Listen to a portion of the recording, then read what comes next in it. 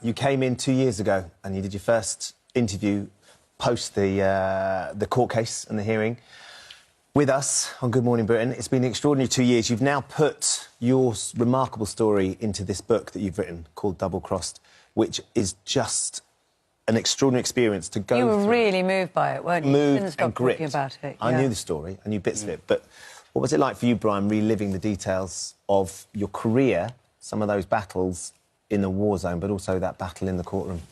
Yeah, I get asked that a lot, actually, and people say, oh, have you put it to bed? It actually ignited a few other things that I've not been thinking about for a while. So, it definitely did close a lot of chapters, but it was a difficult time to kind of put everything on paper, really. But I've done it and I've achieved it, so... In a way, was having to deal with the battle at home, the courtroom battle, meant that you almost had to put aside dealing with the horror of what you went through, and doing that kind of brought that back, do you think? Yeah, it was all sorts of emotions, really. I mean, any soldier or veteran will tell you reintegrating into kind of normal conditions after being on operations is very difficult, really difficult. To then have, this inquiry hanging over your head for such a long period of time, it just kind of swung me all over the place. I never knew how to deal with it, if I'm honest. I wasn't prepped, I wasn't trained for it. It was kind of going into a battle that I was going into blind, really, because, like I said, I didn't understand it. And I was just questioning myself as well. Did I do the right thing?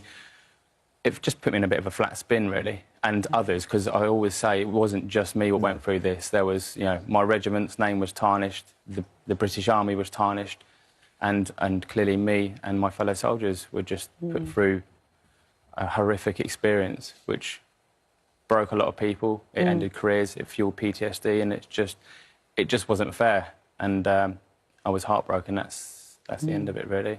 Totally exonerated, of course, and Phil Shiner, who sort of falsely accused you all of these crimes, has been struck off. He had his honorary doctorate stripped from him. He's bankrupt. I mean, he's lost everything as well. I wonder how you feel 2 years on from that situation, Brian. Does it give you sort of do you feel like you've had some justice there with regards to what's happened to him? Hopefully people read the book, and I've highlighted a few things for the government and the MOD to get right. There was a lot of lessons to be learnt. Look, and we should learn from them lessons. Phil Shiner's the same, he's gone, he can't practice now what he's trained to do for so many years, and he, whether he learns his lesson or not, well, he can't practice anymore, so his lesson has been learnt the hard way. But it's just, I do believe, though, he was gold standard at one point. He was a very good at what he did. But I think he got Human Rights Lawyer of the Year one year, didn't he? And it just kind of, I think through money, he was so dug in with what he believed. I think he believed his own lies. But, Johnny would know a lot more about kind of the complications of the trial. Johnny, I wonder... Sorry, Kate. Reading the book, one of the things that comes across is, and as Brian is saying, as soon as the accusations are made and he's sort of thrown into another war zone, but one he's not prepared for, not armed for, had no training in whatsoever. At that point, why was it that the British government didn't offer more support and reassurance to their soldiers and the families as well? Yeah, I mean, look, this sort of breakdown between the government and the military is what ultimately sort of drove me to leave the military and try and, fix that side of things. I think it is genuinely sort of one of the darkest periods of our history. You look at someone like Brian and you realise that he sort of represents everything that is good about the British Army that was asked to go and do a very unpopular war. It's not perfect, OK, but this idea that there was a complete breakdown in sort of values and standards that we worked so hard to uphold. And for that to be all aired in public, and then for there not to be anything really in defence of these guys, and for them to be put on the stand, in my view, is one of the greatest betrayals this country's had towards its servicemen. And of course, in some areas, it continues. We've managed to do some stuff on the Iraq Historical Allegations team, and that doesn't exist anymore.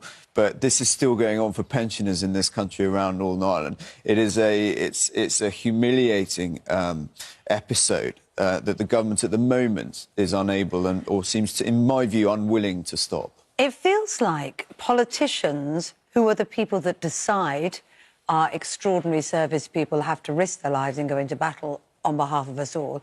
They make the decisions. But when the war that they've been fighting becomes out of favour, then they then don't stand by those decisions and allows people like Phil Shiner to then exploit it, as far as I can see. How do we learn lessons, or politicians learn for that future? Because you could look back to the Vietnam War, couldn't you, as a place where we first saw that? And, as you say, still going on today.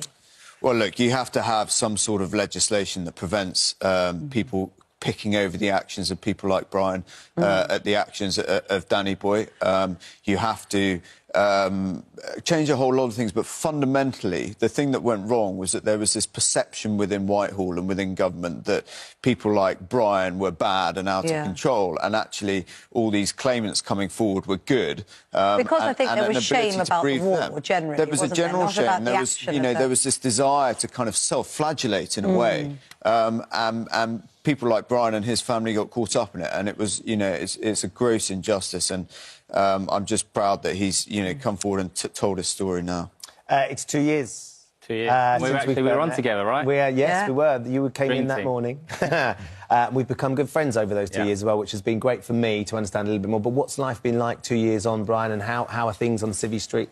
Yeah, I mean, now I work for a company called The Office Group. They bought 300 books, you know, for every employee, for me to do like an internal portfolio tour and sign the books, but they've just been overly supportive.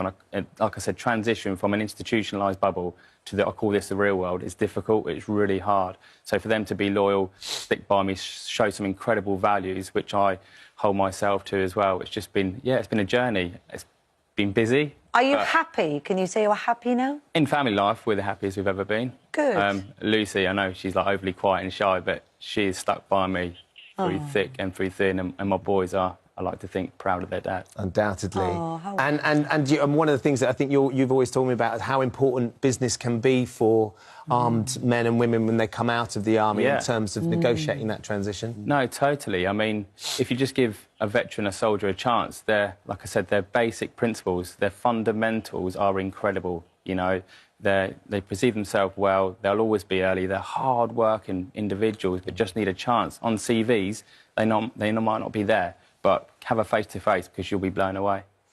Wow. We have been, every time we come in... You're the best advert for it. Undoubtedly. Double Crossed is Brian's book. It truly is a remarkable account of his experience, both in the military and then in the courtroom, and one that will leave you thinking and challenged by ideas and hopefully changed as well. Great to see you as ever. Thank you. Johnny, thank you for your support this morning too.